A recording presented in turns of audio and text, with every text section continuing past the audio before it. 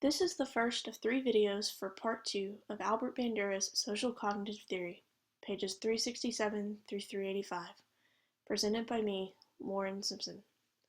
In this video, we will discuss the nature of complex learning in social cognitive theory.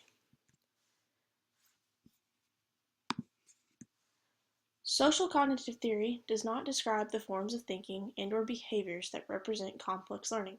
Rather, social cognitive theory describes factors essential to the attainment of superior performance in any domain or discipline. The essential factor is the development of a self-regulatory system. Self-regulatory systems emerged in the mid-1980s and are driven by self-regulated learning.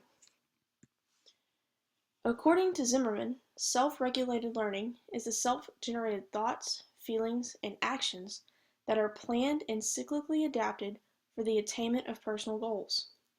Basically, learning is viewed as a proactive enterprise, where the learner sets goals, is accurate at self-monitoring, and is resourceful in choosing learning strategies.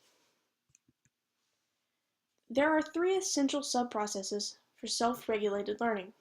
These are self-observation, self-judgment, and self-reaction. Self-observation requires deliberate attention to one's own behavior. Self-judgment requires the individual to compare their present performance with pre-established performance goals. Finally, self-reaction requires the individual to determine the progress that they have made towards their goal or goals.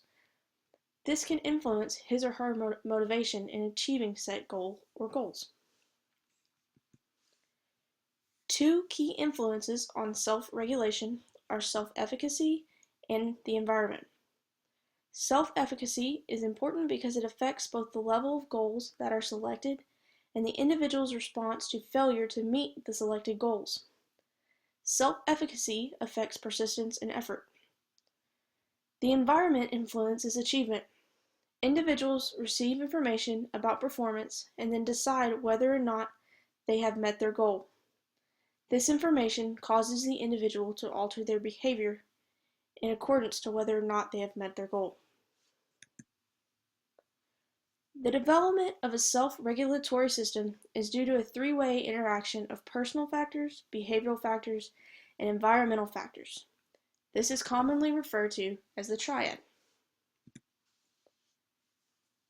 Personal factors influence the development of generic standards from the behavior of models in a variety of settings.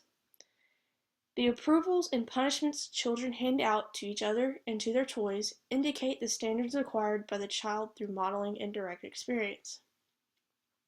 Self-regulated behaviors influence the environment, while the environment contributes to the development of self-monitoring and evaluation skills while supporting internal standards. On the screen is Figure 10.3 from page 369 of our text. This demonstrates the influences due to the interactions within the triad. These influences are often subtle and activate different reactions internally. The disengagement of self-evaluation capabilities is due to the interactions within the triad in a variety of situations. The development of disengagement is not automatic. It is a series of particular types of reciprocal interactions between the individual and the environment. The result of disengagement is the development and maintenance of reprehensible conduct and inhumane behavior. There are 4 common dissociative practices that develop as a result of disengagement. First is moral justification, which is where the end justifies the means. Second is displacement of responsibility, which is the "I was only following orders" excuse. Third is dehumanization of the victim. This is where an individual calls the victim any derogatory term.